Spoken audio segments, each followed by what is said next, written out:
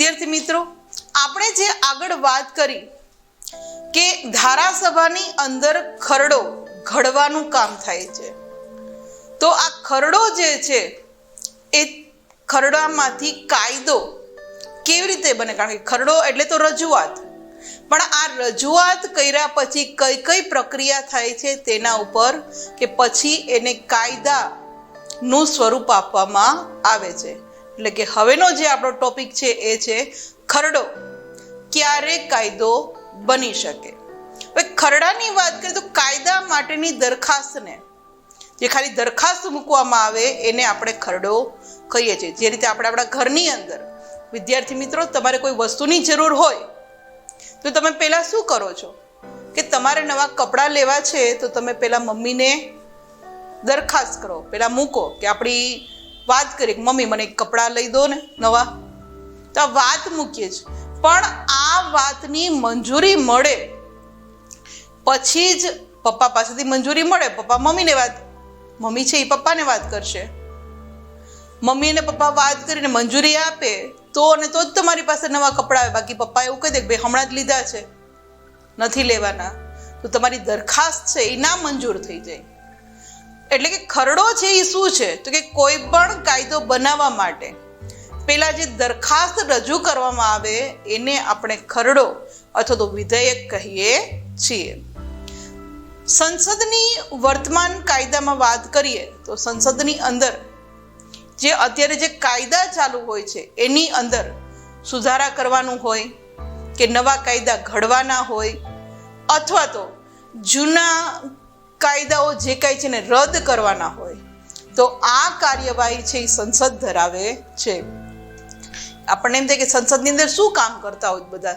આ 545 જણા બેઠા છે સંસદના લોકસભા ગૃહની અંદર, તો શું કામ કરે છે?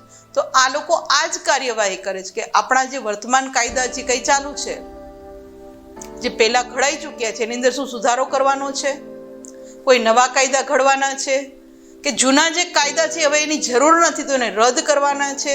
તો એ માટેની જે કંઈ દરખાસ્તો છે એ આ સંસદની અંદર રજૂ થાય છે, એની કાર્યવાહી છે એવું એ સંસદ ધરાવે છે. ખરડા કેટલા પ્રકારના હોય છે તો કે ખરડાના પણ 3 પ્રકાર છે. એક સામાન્ય ખરડો, બીજો નાણાકીય ખરડો અને ત્રીજું છે એ બંધારણીય સુધારા માટેનો ખરડો. એટલે કે દરખાસ્ત 3 રીતે રજૂ કરવામાં આવે. એક સામાન્ય કોઈ વસ્તુ માટે હોય, કોઈ નાણાં માટેના દરખાસ્ત રજૂ થાય કે બંધારણની અંદર આપણને એવું લાગે કે આપણું બંધારણ છે એની અંદર આપણે સુધારા કરી શકીએ છીએ એવી જોગવાઈ છે. એટલે કે બંધારણીય સુધારા કરવાના હોય તો એના માટે આ જે પ્રક્રિયા કરવા માટે ત્યારે જ આ ખરડો કાયદો બને કે એના માટેની આખી એક પ્રક્રિયા છે એ થાય. અને આ પ્રક્રિયાના અંતે જ પછી સામાન્ય ખરડો હોય, નાણાકીય ખરડો હોય કે બંધારણીય સુધારાનો ખરડો હોય, પછી જ એ કાયદાનું સ્વરૂપ લે છે. અને જેમની સામાન્ય જોગવાઈઓ, કારણ કે કઈ પ્રક્રિયા થાય છે આ નીચે મુજબ, એટલે કે હવે આપણે આગળ એની માહિતી મેળવી કે કોઈ પણ ખરડો છે એ કાયદો કઈ રીતે બને ને કઈ પ્રક્રિયામાંથી પસાર થવું માટે થવું પડે છે, ચાલો એની માહિતી મેળવીએ. કોઈ પણ ખરડો હોય, કોઈ પણ દરખાસ્ત મૂકવામાં આવે કોઈ પણ પક્ષ દ્વારા, તો આ ખરડાને સંસદના 2 ગૃહોમાંથી, એટલે કે રાજ્યસભા ગૃહ અને લોકસભા ગૃહ, આ બંને ગૃહમાંથી કોઈ પણ એક ગૃહમાં પેલા રજૂ કરી શકાય છે. એવું જરૂરી નથી કે ખરડો રજૂ કરવો હોય તો લોકસભામાં જ કરવો કે રાજ્યસભામાં જ કરવો. કોઈ પણ ખરડાને સંસદના 2 ગૃહમાંથી કોઈ પણ એક ગૃહમાં રજૂ કરી શકાય છે. ને ખરડો છે એ પ્રધાન અથવા ગૃહના કોઈ સભ્ય દ્વારા રજૂ થઈ શકે છે. એવું જરૂરી નથી કે જે પ્રધાનમંડળનો સભ્ય છે એ જ ખરડો પસાર કરી શકે, પણ ગૃહની અંદર રહેલો કોઈ પણ સભ્ય કે જે ચૂંટાઈને આવેલો છે, પછી કોઈ પણ પક્ષનો હોય, એ ગૃહની અંદર આ ખરડાને રજૂ કરી શકે છે. અને સંસદના બંને ગૃહોએ સુધારા વિના કે સુધારા સાથે સંમતિ આપેલ હોય તેવા સુધારાઓ સહિત કોઈ ખરડાને ગૃહ દ્વારા સંમતિ અપાયેલ ન હોય ત્યાં સુધી તે ખરડો સંસદના બંને ગૃહમાં પસાર કરેલ હોવાનું ગણાશે નહીં. બંને ગૃહની અંદર જ્યારે ખરડો પસાર થાય છે કોઈ એક ગૃહમાં પહેલા, ત્યારે એમાં યા તો સુધારો થાય અથવા તો સુધારા કર્યા વિના ડાયરેક્ટ એને જ્યાં સુધી સંમતિ આપેલ ન હોય ત્યાં સુધી એ સંસદના બંને ગૃહની અંદર પસાર થયેલ હોવાનું ગણાય નહીં. એટલે કે એની અંદર હાજર સભ્યોએ જો એને એવું લાગે કે આ ખરડામાં થોડા ઘણા સુધારાની જરૂર છે તો એ સુધારા સાથે એની વિનંતી કરે કે ભાઈ આટલા સુધારા કરો, અથવા તો સુધારાની જરૂર નથી અને એમનેમ સંમતિ આપી દે તો આ ખરડો પસાર થયેલો ગણાય. પણ જ્યાં સુધી એને સંમતિ ન આપે ત્યાં સુધી ખરડો છે એ સંસદના બંને ગૃહમાં પસાર કરેલ હોવાનું ગણાય નહીં.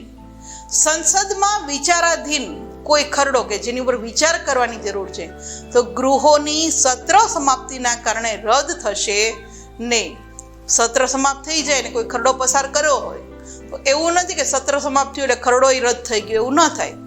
પણ રાજ્યસભામાં વિચારાધીન અને લોકસભાએ પસાર ન કરેલ હોય તો તેવો ખરડો લોકસભાનું વિસર્જન થતાં રદ થશે નહીં.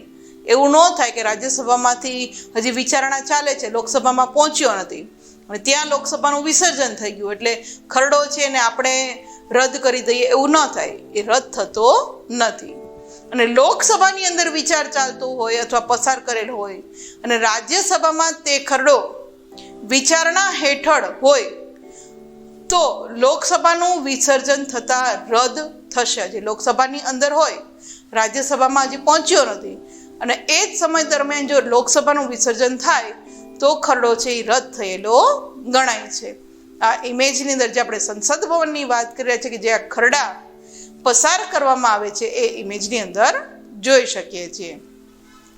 જ્યારે સંસદના બંને ગૃહો વચ્ચે કોઈ ખરડો પસાર કરવાની બાબતમાં મતભેદ થાય, કોઈ મતભેદ ઊભો થાય ત્યારે રાષ્ટ્રપતિ છે એ સંસદના બંને ગૃહોની સંયુક્ત બેઠક બોલાવી શકે છે.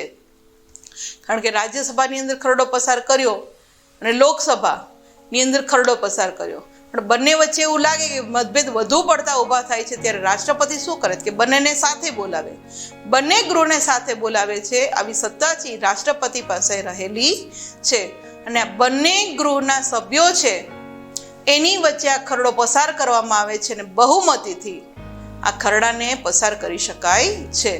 અને જ્યારે પણ આ રીતે વિદ્યાર્થી મિત્રો સંયુક્ત બેઠક એટલે કે રાજ્યસભા અને લોકસભા આવી સંયુક્ત બેઠકનું બોલાવવામાં આવી હોય ત્યારે એનું સંચાલન કોણ કરી શકે? કારણ કે રાજ્યસભાની અંદર સભાનું સંચાલન છે એ આપણા ઉપરાષ્ટ્રપતિ કરે છે અને લોકસભાના અધ્યક્ષ જુદા હોય છે કારણ કે એના જ સભ્યોમાંથી એકને ચૂંટવામાં આવે છે.